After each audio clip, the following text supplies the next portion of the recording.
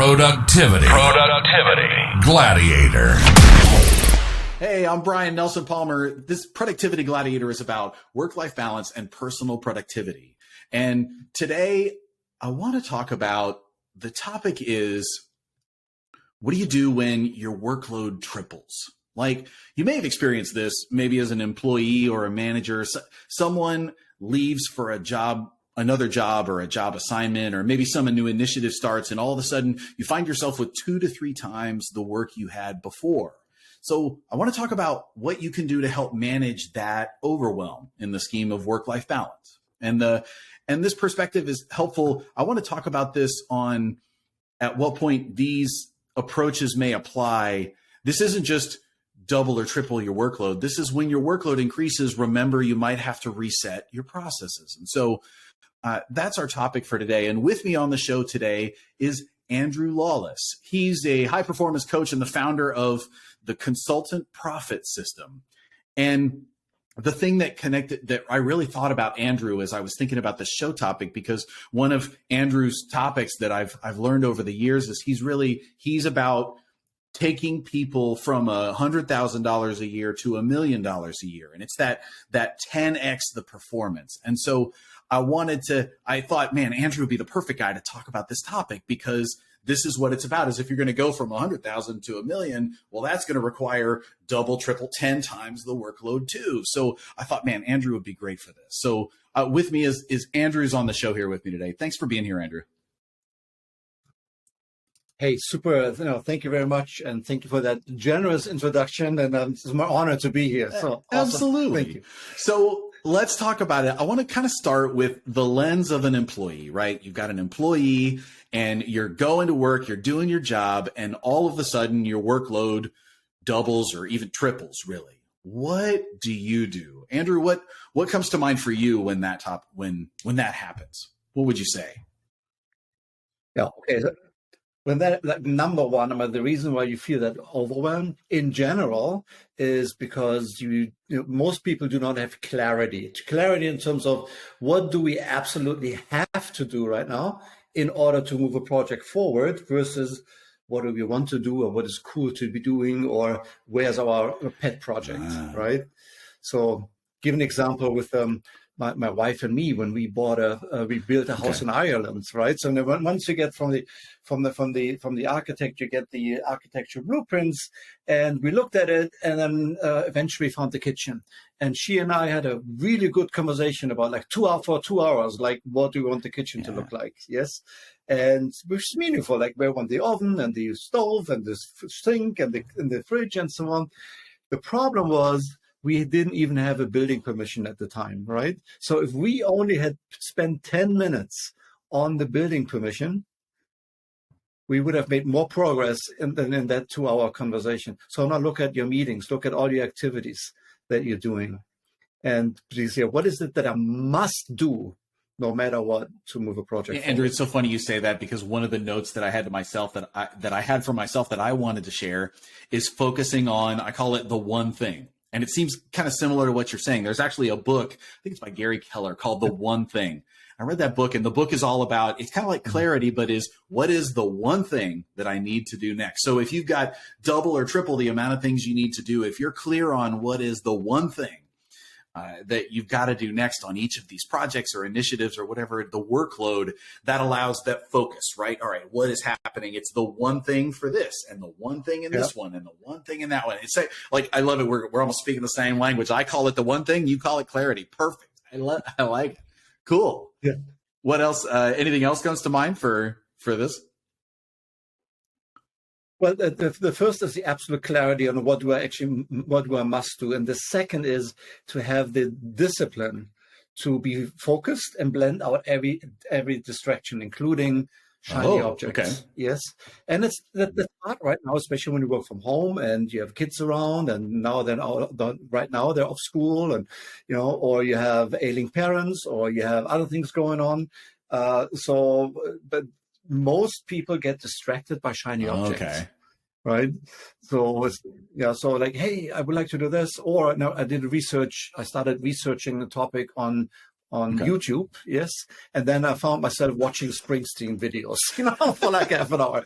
So that discipline to blend out all the distractions, including shiny objects, is super important during those Absolutely. times. There's some people talk about, they call it the like focus mode or something, or you can, there's even, I know there's actually, I'll drop a link in the episode for this, but I did a write-up on some of there's tools to like block out social media, or I love it. YouTube, especially, Yes. they got a browser extension that will eliminate all those recommended videos on the side so that you search for something and you only watch that. And then there's no recommended videos to get lost in. Just exactly what you were saying. That's so funny. So the app is called Freedom, Yep. that I'm using. And you have no opportunity whatsoever to disable it when it's active, or go online and go to YouTube or Facebook or Twitter or TikTok, wherever you go. Oh, absolutely. It's pretty cool.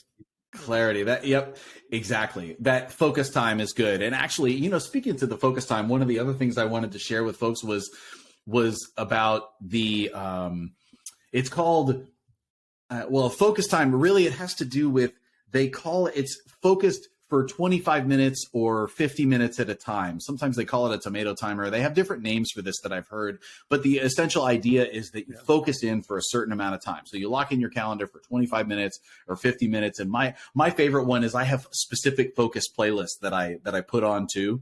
So I close all the other windows, the phone's closed.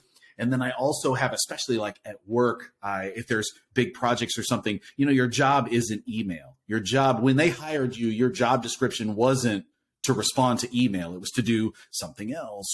So having that focused time, I have specific playlists that are actually that are designed to help you focus. So there's no words. It's very much like a certain music or something and the music changes after a certain amount of time, which goes with, I'll share a link to this in the show notes for this too, but it's awesome. Yeah, I have that on Spotify. If you go on Spotify and look for ESM, electronic study music. ESM. Ooh, I like that. Entire playlist. Yeah. ESM, electronic study music. Yeah, that's awesome. And you said the right thing. Email. If there's there are two productivity suckers, right? One is email. If you want to kill your productivity, just go into an email inbox. Right. Yes. Yep. So you find most of the emails in there. You are on somebody's CC list or BCC list. You don't even know why you're on it. You are on somebody's mailing list that is not relevant to what you have to do right now. And all of that takes time and it drags you down. So my suggestion is for everyone is just have two slots, one in the morning, one in the late afternoon, where you check emails, right? And if it's really important, they find you anyway. Right? Absolutely. That's exactly how it works. Call you, they drive by your house, right? They come to your office, whatever. They find you anyway. So so stop emails. Number two, meetings. So if every meeting have you ever wondered why meetings take exactly an hour? Because that's how much time you give them, right? There's no reason. Yeah. There's no reason for it. And most meetings that we are in are either not relevant to us. Have you ever, like when you're in the corporate world, have you ever sat in a meeting and you realized, I have nothing to contribute. I have nothing to say, nothing to learn. What am I doing here? So leave. All you got to do is get up, take your stuff, and say, we got to be somewhere.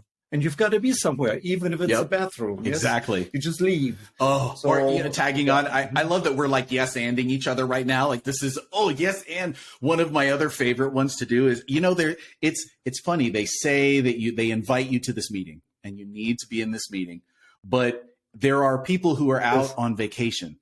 And so oftentimes they will record the meeting. And if there is a recording, and like you have two meetings that you need to be to, or maybe you don't, but you've got so much going on and they'll record that meeting. One of my favorite things to do is take that recording and then watch it. You can watch it or listen to it on 2 times or even 3 times speed, because, they just sometimes in the meetings, you wish they could go faster or something like that. And so in this case, if you have 2 meetings that you have to do, you get the recording. and then you play it on 2 times speed, and you get all the information from an hour meeting in 30 minutes. Like that's one of my, oh my gosh, I love it when they record meetings, because then, oh my gosh, if the meeting's being recorded, I can do something else. I can listen to it on 2 times speed, or I can get one of those other projects that I need to do done and then tune into this in half the time, which, oh my God, that's my own little hack here that I love that one. You just ask for the minutes, right? Or if you actually have to be there for one portion of it, ask the meeting organizer if they can move that up so that you can be the first speaker when you're done. Exactly. Yep. So meetings, and if you kill meetings and if you kill emails, you already have one like that's gonna help you for sure. Yeah. One of the other, I was making notes for myself on, what would I want to share on this from a productivity gladiator perspective? A couple of things. One, if you're going to if you got 2 times or 3 times the workload, you're going to need to work with your boss on priorities, because the answer, one of the things that I that came to mind is, if you get a 10% increase in work, like let's say you have 10 projects and now you've got 11. One of the things, especially with COVID or with virtual or whatever it is, like things that came up, people's habit is to tend to do the same thing they were doing and just do an extra hour because it's 10% more. So you don't change anything. You just add that little bit more to the top of all the stuff you were doing. And one of the lines that I hope people recognize is, if the workload changes by more than 10%, oftentimes it's time to reshuffle, or it's time to change, or it's time to delegate something, or it's time, you might need to work some things around, because oftentimes businesses will look at it and they'll go, all right, well, they're just going to keep loading until something breaks. And so that's where I want to make sure that people recognize that, like, hey, you need to prioritize, like the prioritization, or the prioritization on this stuff is super important. So, and that works with your boss. You're going to want your boss to delegate, because one of the other things that I can share is, if that happens, sometimes it's possible to write an SOP or something that you're doing. Some of the work that you're doing could be done by other people. And so if you take the time to write an SOP document, maybe there's bandwidth to hire a temp or hire a person to come in. And when that person comes in, they're going to need that SOP so that they can pick up. You're not going to need to train them for days and days on something that's going on. And so but all of that will be collaboration with the boss and that piece. So make sure that you're prioritizing, right? That's a big one. 100%. That collaboration. So I think what was very important that you said is that we are all good and eager to pick up new work. We are not so good at letting go. Yes.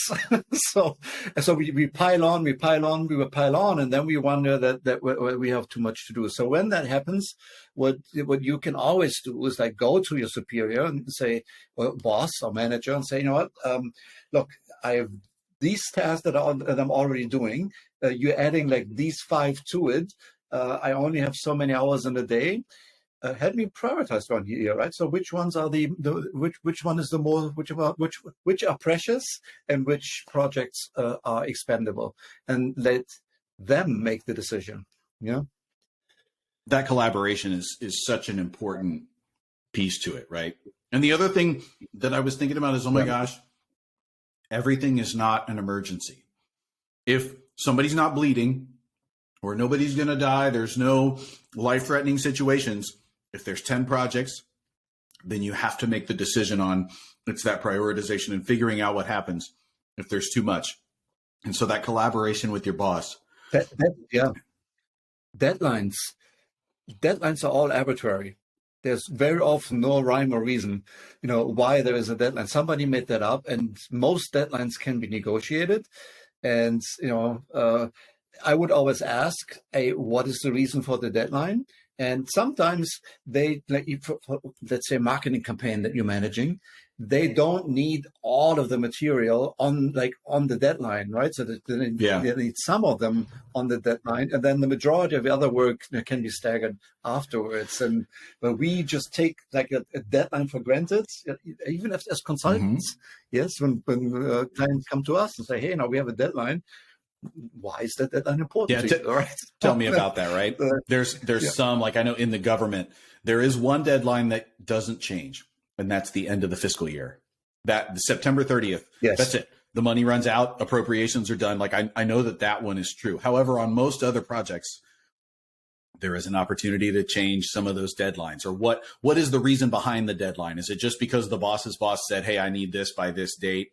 Or is there the critical path for project managers is something, all right, is this a critical path? And then what is that critical path? Or if this is just, target, you're exactly right. Deadlines are asked about those. So, and I would say all of that can happen, and there are always legitimate reasons for stress. And sometimes we just gotta roll up our sleeves and go into military mode. So it's like there's no solution. We cannot delegate. We cannot dump it. We have no other resources. We got to do it. And we may have to even pull an all-nighter, right? Which I'm not recommending. But then you do what you said earlier. What's the next step? Exactly. Yes, when you're military mode, for me, it's like you all need to let's go that one step, right? And then we see what's next, and you get through it. But in most of the cases, I mean, just extreme cases. In most of the cases, for example, my clients, the first question I ask them when I start working with them, open your calendar as either Google Calendar or online or on a written, like in a hard paper format.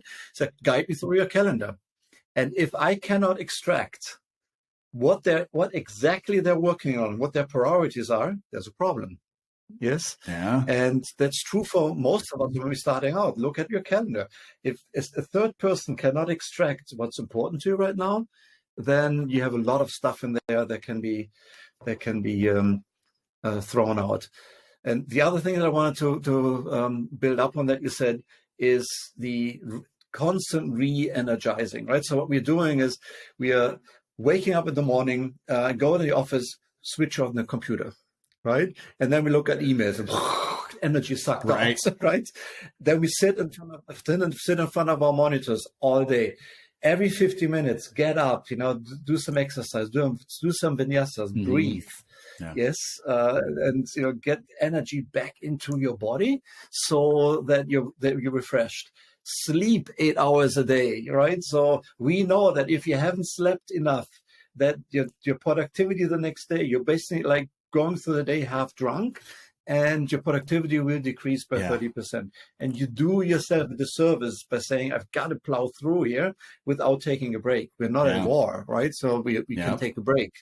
So every 10 minutes, take a break, walk around the block, and drink a lot of water. Yeah, I'm right here. Yeah, water. It's important. Yes. Yeah. So true. And you and I, you and I, we both have type 1 diabetes. Also true.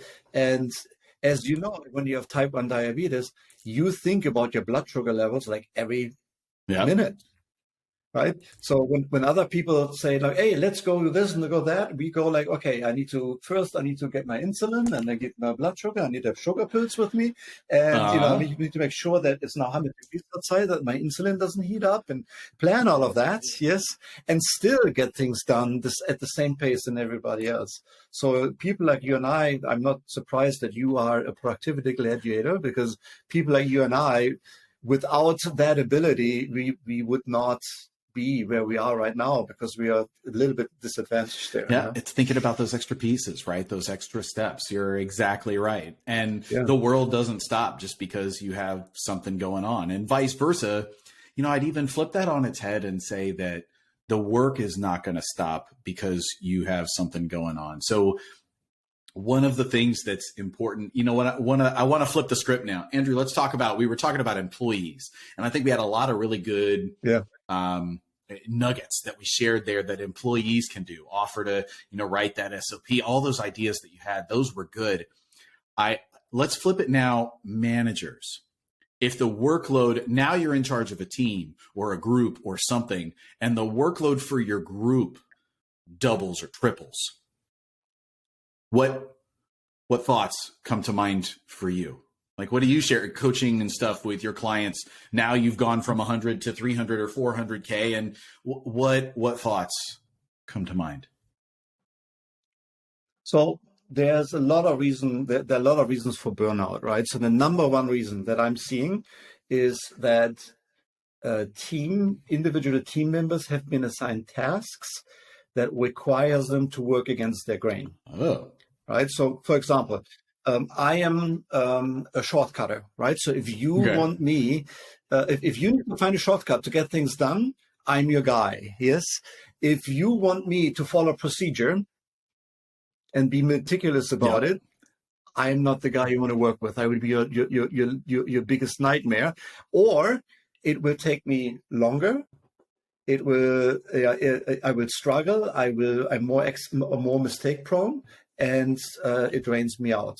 So a lot of productivity issues derive from not understanding your team members' unique ability. That's what we call it. We all have a unique ability in how we work. And so either the task that's been assigned is not working, or the strength match between the manager and the employee is out of sync. And I would highly recommend, and I've made no money with that. There's an assessment called Kolbe. And the first thing I would do, I would go to kolbe.com, KOLBE.com, and have my team take, it costs like $55 per team members, have my team take the Kolbe assessment. And then you can after that, you can call Kolbe, and they will provide a Kolbe profile for you. They will tell you exactly where the burnout in the team happens and which team members are at stake. There's an entire process there, and there's no better process than do that. If you want to invest in your team, that's the one exercise. I've rolled it out in Fortune 10 companies, actually, entire vice presidencies where that made like a huge difference in people, and it's not that expensive. Kolbe, Kolbe, you said, right? Okay. Kolbe. I'll drop a link in the. And what it does for everybody. Yep. There are 3 reasons why your team members are burning out and are not operating at the highest level that they could, because you drain them out with tasks. A, you give them tasks for which they do not have sufficient knowledge. Yep. That's easy to fix. Yes, that's like one training and so on. But the second is that I hate the task. And third is it's on a cognitive level. Their natural talents, or the task requires them to work against their grain, and that's when they're not performing. So that's the best advice that I can give you.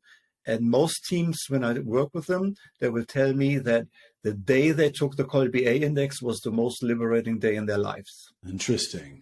Okay. All right. So scope that out. Yeah. Number 2, as a manager, there's 2 things that you're responsible for. A, you've got to co-create the work with your team. Okay. Most managers, if they try to figure it out themselves, and then they dump it onto the team. But when the team co-creates, they own it with you. But and second is, and it's so often forgotten, your job outside of that, it's not measuring KPI. It's not measuring how many hours have somebody worked. That is not measuring output. It is managing the quality of the energy in your team that you need in order to perform. Oof. And if the energy is low, right? If the energy is low, you can do whatever you want. The team is just not going to perform. And most managers do not manage deliberately the energy of the teams. They let underperformers underperform, right? They spend most of the time work with underperformers rather than with the overperformers. And the overperformers go there, I'm busting my butt here, but my boss is spending all of his time with these guys, right? So managing your energy is so important. Learn how to manage your team, infuse energy in your team that the team needs to perform. And everybody who does not contribute to the energy and is an energy sucker either needs to be called out or go, if you have that ability. Yeah, that makes a lot of sense. The energy, I love what you said there about energy, because you're right. Oftentimes you find yourself dealing with the underperformers, or your energy goes to trying to push along the slowest piece, and making sure that you're giving the energy where the energy is coming from that's a different paradigm. Yeah. I like that a lot. Yeah. I also I very much think, as I was thinking about this, it was like, okay, well, a couple of things that I would say. One, for managers, you can't do it all.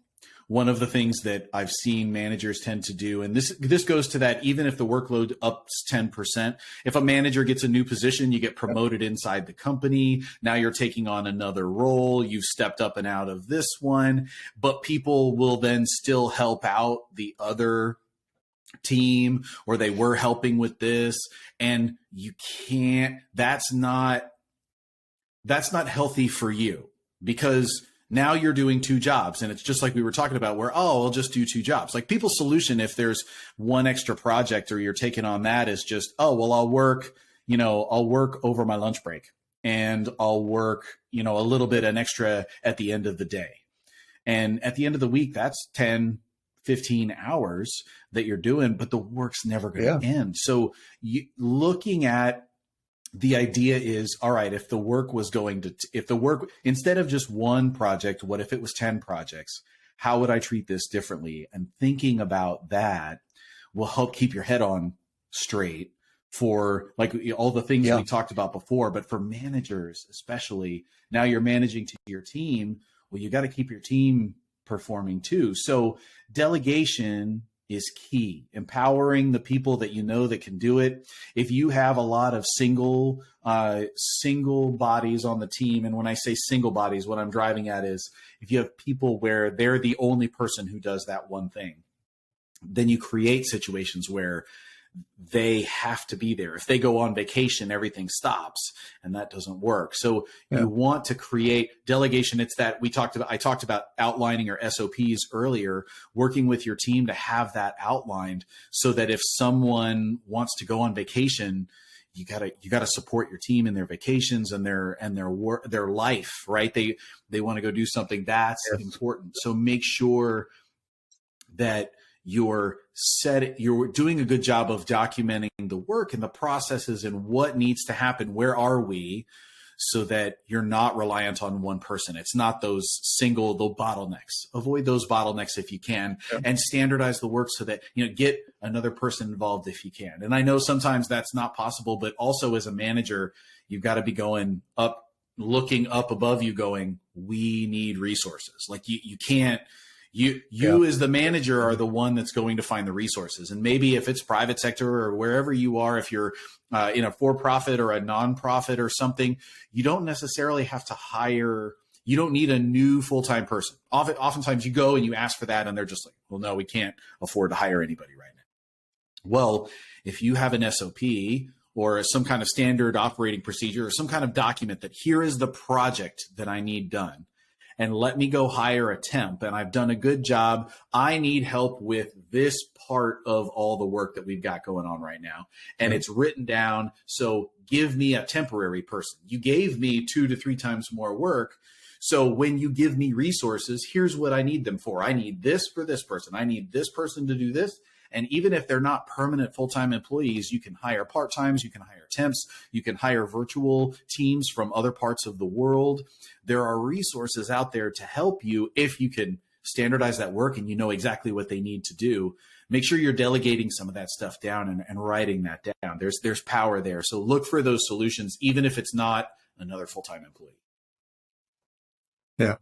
And I would say, as any manager, especially when you get promoted or you have a new job, the first question that you ask yourself is, how can I make myself redundant here? Oh, so true. Right? Because so that means you need to be focused on building a self-running team. And that means to empower them. That means that you infuse the energy into the team, and you remove yourself as much as you can. Also, SOPs and all of that is all good. But everybody who has children knows that children, let me say, your team members are like your 5-year-old children. Okay. And I mean that with respect, yes? Because if you have your children, never ever listen to you. They don't remember what you said, yes? But they always observe you. but they always observe you. True. Right? You can say, yeah, you can say, never ever touch, never ever put that pot in here, and they see you do that all the time. Right. So they're like, okay, so he does, or you tell your kids, if you do that, here's the consequence. They never get the consequence. They learn, oh, nothing happens. They always, kids are so great. They observe your energy. And they learn because they're also in hypnotic learning states, right? So they observe and they learn by observing. Your team is the same. If you tell them don't work overtime and you work 14 hours every day, there's a discrepancy, and they see that. Yeah. When you say, when you as a boss want to manage by data, and your team member comes to a meeting without the updated report, and you still have a meeting, what are you going to tell them? What are you telling the team? You're telling them, what? It's okay, not to have your work prepared before you meet with me, Yep. So I had one example with a PM of mine, and she came from Ohio to DC. Yes, we had like a team meeting. We got all the team meeting together with a party at night and so on. And I said, like, when you fly in from other areas, just use that time for like a one-on-one meeting, right? And so she comes in, and I said, okay, so we have what we call like a project prompter, where they need to prepare everything in advance, and so that we can go quickly to the meeting. And I said, so where's your prompter? And she says, you know what, I was flying, and so I didn't do it. So, okay, great, then meeting over. She's like, what do you mean? Well, you know the rules, so we're not going to meet without a prompter. She said, but I flew all the way here. That's great. We can party tonight and everything, but we're not going to meet now. It's a waste of my time. And what do you think? She was upset, but what do you think the chances were that she came ever again to meeting without that sheet prepared first? Yep. Yeah, that's true. Role modeling is super important when you're in the authority position. Man, and you say that, and I just flashed back on, I was in a meeting earlier, where somebody came in late, and the person who had started the meeting because they were 5 minutes late, and then they went back and repeated for that person the 5 minutes again. Oh my God, please don't do that. It's their job to catch up. You're late. No, you need to give the most important information in the first 5 minutes of the meeting. Right? Yeah. Oh, goodness. So, Andrew, talk about it for you personally now. Like, all right, outside of work, because we're all human beings too. So we can certainly come up with all these tactics for while you're at work and the workload comes in. But what about for you as a person when at work it doubles or triples and now you've got more going on? What about personally? What recommendations do you have? What do I do in my personal life, or how I balance life and work? Well, in your personal life, I guess what I'm asking is, if at work things doubled or tripled and it's really busy, do you have any recommendations or things that you say for your clients to make sure you do for yourself, or don't forget?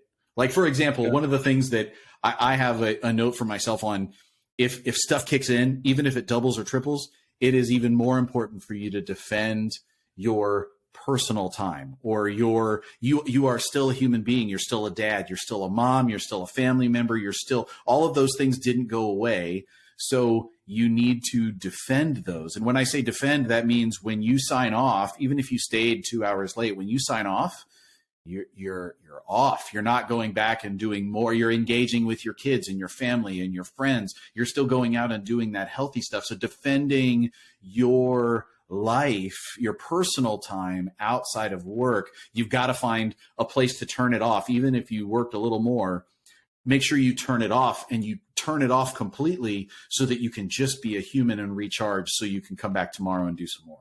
That's one of my thoughts. Yeah. Any ideas? Yeah. Okay.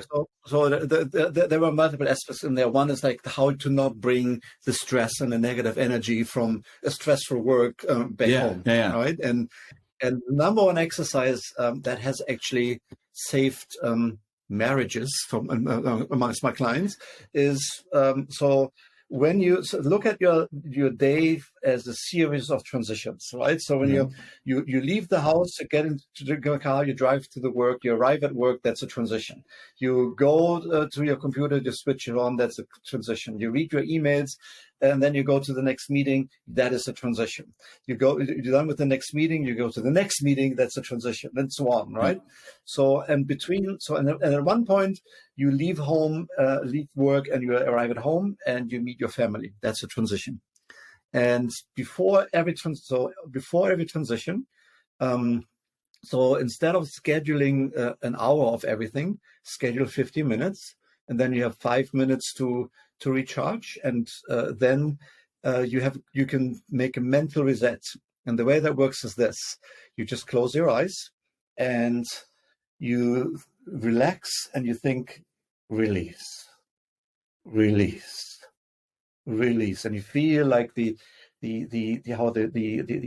tension in the brain, the forehead, that all melts away, and your neck, release, release, release. That's all you got to do, right, for a minute or two.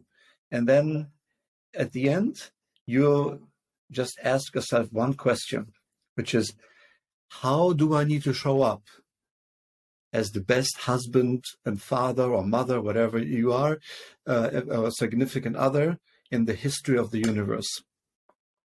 Right? Yep. And and I give you from my own life.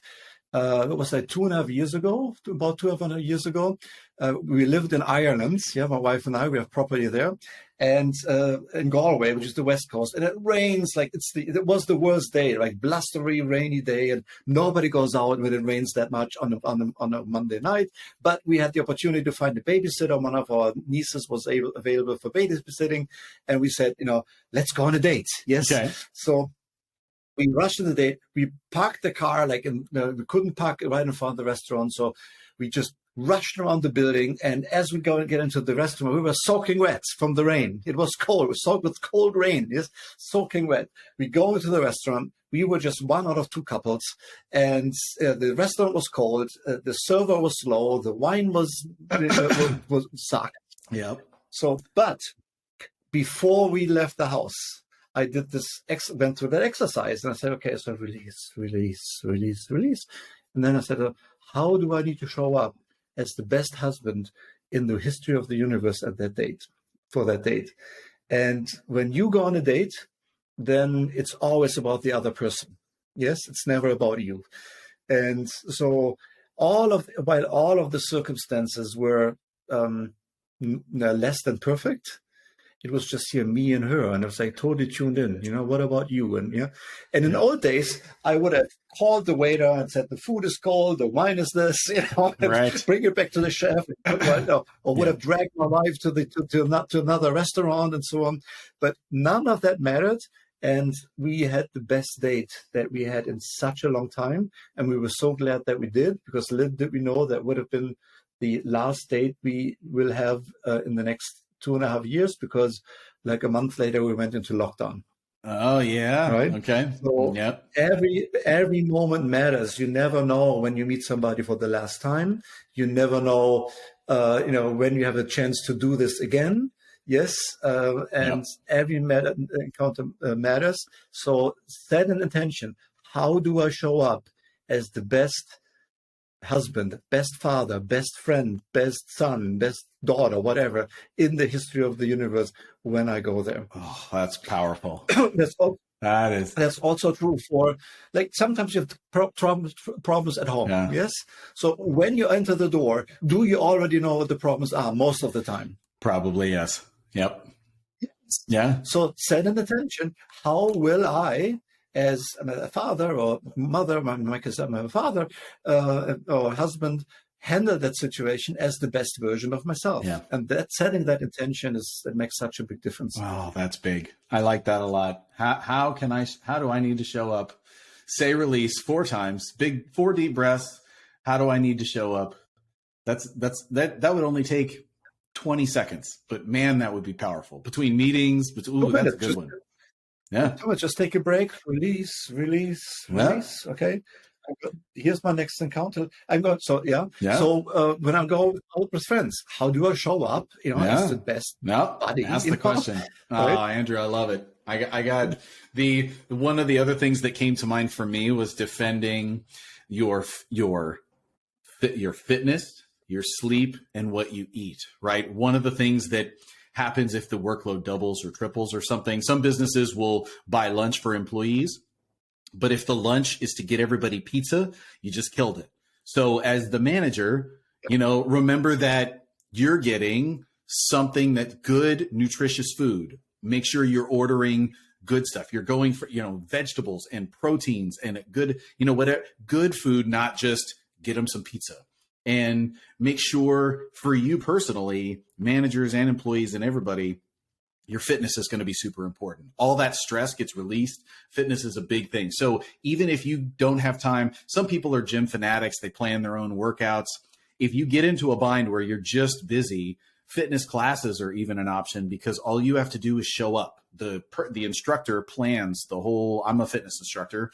When I show up in a class and I teach one of my classes, I know what's happening. All you have to do is get there. And so when time is crunched, make sure you're working out, do it like it's your job. Like you got 3 times a week, you got to make it, do something, even if it's running around the block or whatever it is, set aside that time, put it on your calendar, plan it. Even if you have to do it with the kids because you don't have time because of the work, make sure that there's fitness, you're eating well, and you're sleeping too. You give yourself a bedtime because otherwise you just keep running and keep running. But if you eat, sleep, and fitness, make sure don't lose track of those. So I wholeheartedly agree with that. I would add to it, drink a lot of water. Yes. Because dehydration shows itself as tiredness first. Ooh, fun fact. Yeah. Yep. Exactly. Dehydration shows up as exhaustion, tired, and first. Yep. Absolutely. Especially when you're over 50, by the way. Yeah. When you're over 50, your body loses the ability to detect dehydration. Really? And so that's why in Europe, when it's so hot and people die, most of them die of dehydration. That's a fair point. It's so funny you're there, and I just subconsciously, without thinking, took my hand over and I was going to grab. You're talking like this, and I was going to grab my water bottle and take a drink. Ooh, dehydration. Ooh, let me get some of that. I didn't even think about it. I caught myself. Oh, don't put that on camera. Anyway, a movement is so important, and even if you're out of shape. Yep. I'm out of shape a little. I always used to be on top, but with everything that was going on, so I let that go a little, and I feel it. You get sluggish and so on. And we know that the moment people start moving their bodies, stand while you're working, yes? But even just a half-hour walk around the block makes such a significant difference in your level of energy. It doesn't have to be an exercise. Just a brisk walk, half an hour around the block, or the neighborhood, and you feel better. So one last one for you, Andrew. What's any resources that you would recommend if people want to go further into this rabbit hole, or they're in the middle of a double or triple workload situation for themselves? Anything that you would recommend on this topic to check out? Slow down. I would first always slow down and review your priorities. Look at what you actually must do versus what is wanted. Sure. Yes. Make sure that you're from the very beginning build in, to your point, the re-energizing, rejuvenating exercises and time, which means don't, by the way, check your emails first thing in the morning. Never ever. Okay. Right? The moment you're in the email inbox, you go, plan your day. So that's what I would do. Yoga is great. Meditation is wonderful. Okay. And I've always underestimated the power of meditation. Yeah, there's the Well, a couple of things that came to mind for me. If you haven't, I've got the book that I mentioned earlier called The One Thing by Gary Keller. I'll put the link to that in the app. If you want to read, that's a good read if you're in the middle of overwhelm or you got a lot going on. It helps with that focus. And then the other thing, of course, the Eisenhower matrix is something that a lot of people have talked about over time. You've got the important and urgent scale. If you have that many tasks and you're feeling the overwhelm, or it's doubled or tripled, and you've got to start making decisions, it's sometimes helpful to get it on that matrix. And you can go on YouTube and look up Eisenhower matrix, and there's people who will help you with that if you've never heard of that. But many people have heard of the Eisenhower matrix. And I'll make sure that I also share in here, you talked about the Kolbe assessments. I'll drop that link in the notes for this episode. That was my other thing. I have a Kolbe A, Kolbe B. Okay. And then you compare. Kolbe B is, how you perceive the work, and Kolbe A is how you match what your strengths are. Oh. And then you can have a conversation with your boss as well. Interesting. And it's not so expensive. It's a very good, very, very, very good investment. The other thing that I want you to know is you can always reframe issues, right? So when you're on the receiving end and your boss says, you know what, and the boss wants you to take on a task that you don't want, you can always say, you know what, I agree with you. That is a very important task. Therefore, I suggest that we give it to somebody who has the undivided attention, or can give it the undivided attention. So there are ways to reframe things more elegantly. Or when you're the boss, you can say, yeah, I can agree that you're overworked, but the issue is not that you have too much work. The real issue is prioritization. So why don't we set an hour aside and we prioritize your work, right? Yeah. So for that, if you want to know how to do those reframes from a behavior science point of view, I'm offering everybody here influence prompter, influence booster. That I'll send you the link. Yeah. You can download, and there's a 10 minutes training, and you can reframe any issue that you have so that you can give back work, refuse work, or change the nature of work in any way, shape, or form that you like. Oh, that's awesome. Yeah, the influence booster. I'll include that in the link for the episode here too, so you guys can check that out. It'll be on the page as well with Andrew. So here's what I love. Andrew, thank you so much for being on the show. Here's what I love that you are taking it's interesting how your work with individuals and high performance coaching really applies to this topic area too. But I love that you really it's a personal thing for you too. You're talking about some of the stories you shared were, the situation with your wife or your kids, or so what we're talking about is not just about being the best of the best at work, but this stuff applies outside too. And so I love that you bring that dynamic because it's about the person. It's not just about the job. So thank you very much for joining me on the show today. And if they want to read more about you or they want to connect with you later, where's the best place to go? Yeah, first of all, thank you very much for having me. I have allergies here right now because we have cedar wood everywhere here in Texas right now. Nice. But it was an absolute honor to be here. If you want to get in touch with me, very easy. Go to meetandrewlawless.com. Meetandrewlawless.com. Okay. You will have access to my calendar right away. If you went there today, you would see that you probably will not have to go to next month in order to find an appointment. So don't wait for too long. So go there, and I'd be delighted to talk to you. Absolutely. And that's a free conversation. So I have thoroughly enjoyed talking to Andrew over the years, and we've kept in touch about these different things in productivity and diabetes and all the different things. But I love chatting with him. So if that's something that you're interested in, please do look him up. And for everybody else, thank you so much for tuning in today.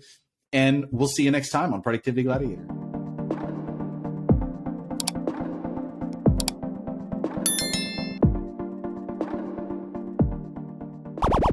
Productivity Gladiator.